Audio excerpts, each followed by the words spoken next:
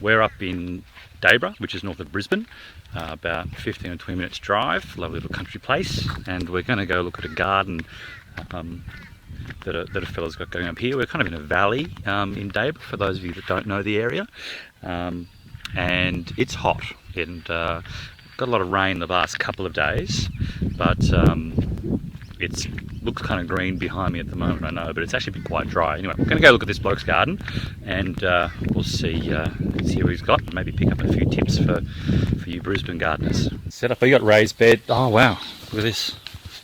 Yeah, I put all the beds in the back 2 years ago. Yeah, right.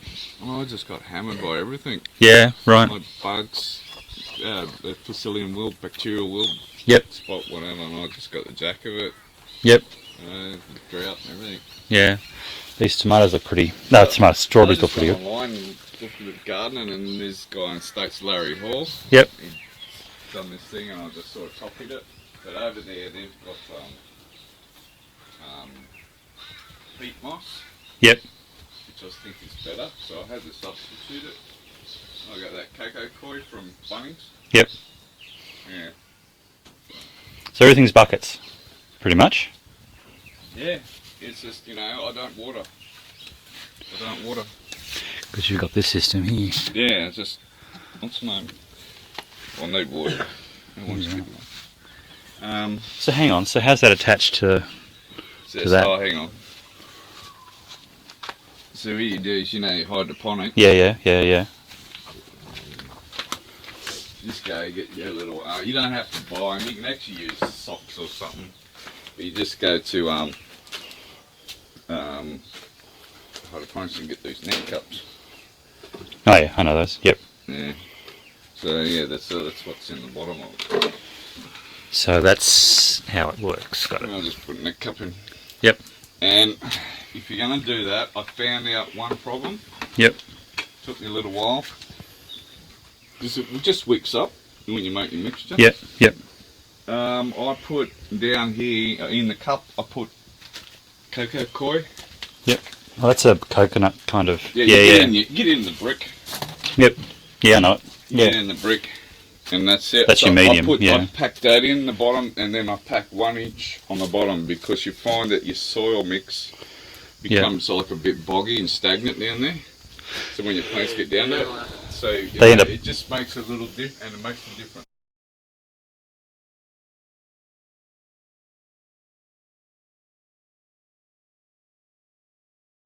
So how old are these plants, these beans here, for example? I don't know. A couple of months? A week? Or 2 in the most. They just pop back up. I've got rid of a bunch recently. Yeah, right. Everything's a bit down at the moment, because I've sort of been mucking around the house. I don't know about your slots, mate. They don't look like they're down to me. No. The wife hasn't been picking them. She's told them to pick them. She's Cool. told them to pick the celery. Angela loves me celery. So this is where you can do most. And so you. Oh, okay. So that's growing up that. Yep. Yeah. No stakes. So, and I'm doing a 1-1-1 mix. Right. 1 part compost, 1 part pine bark fines. Yep. That size. Yep. $100 a cubic metre, but that works out at like 30 something cents a bucket. Yep. And 1 part cocoa koi. Yeah, right. The cocoa koi, you use it, really rinse it. Yeah, right. Because I found that when I've done it first, I had problems. I think it's got salt in it. Oh, right. Okay, from the sea. Yeah. They don't rinse it as good as they say they do. Yeah.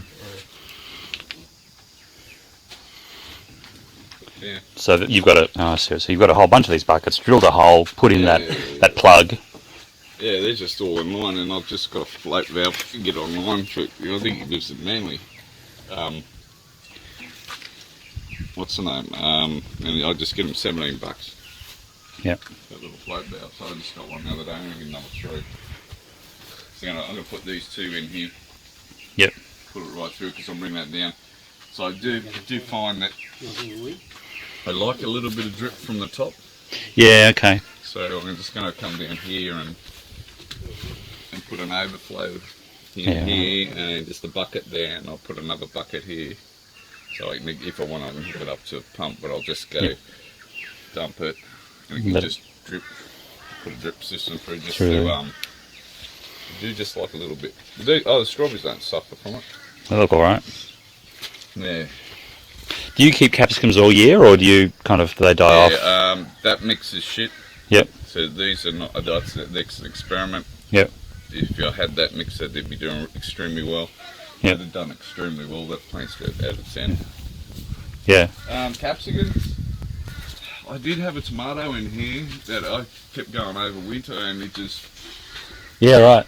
And what's the name? It was full on.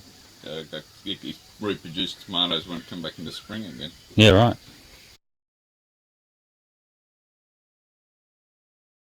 Yeah, You know that comfort? I do know. I've got it in. I've got it in everywhere. There's heaps over there. Yeah, right. Up the back. Yeah. And you use that when you're making your soil and your compost? No, I just put it into 2 buckets. One over the back with a Yeah. white one in it. The white one's got holes in the drills in the bottom. Yeah. And you put it in there. Just shove heaps in there and put bricks on it, compress it. Yeah. In about 4 weeks, you got this black, smelly stuff. And it hasn't been as good as it used to when I first done it. It stunk like buggery. Yeah. And I used to only put 2 Coke caps to 2 litres or 1 litre. Yeah. And you'd see the next day and the next 2 days, like a tomato plant or the pepper or any of them, they just go, it's like them going on steroids. It just goes like this, and the trunks on them start going really big, and the leaves just get, and they just. So it's nitrogen, or is it phosphorus? That is fantastic fertilizer. It is, I think in its liquid form, 8% nitrogen, 2 something phosphorus, and 18% potassium. Yeah. Okay. It's the potassium they're loving. Yeah. And that sets your flowers up and everything as well. So. That one. The tomato fertilizer, that's the mix goes in your bucket. Yep. I'll put these instructions up a bit clearer Red later. line, right? Yeah.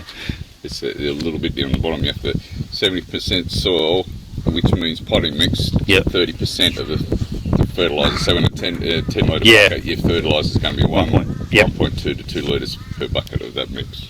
Yeah. Right. Okay. That's right. I think that'll be quite good. So that was Jeff's place. He's got some pretty cool ideas. I'll put the links up, hopefully all over the video as well, about moisture, about fertilizer and stuff like that. Big fan of comfrey. Big fan of trying to fix up his system so he can grow more within a limited space, which I thought was quite interesting. And he didn't have, he's got hydroponics going there, not aquaponics, but he's got just really thin amounts of it going, and he's growing everything there in buckets rather than in the soil, and getting really good results by the look of it as well up here. So yeah, it was interesting stuff. So what I'll do is I'll make sure those links are posted in a blog post, as well as some place that you can see some links around, and that'll be awesome. We might get off the road now.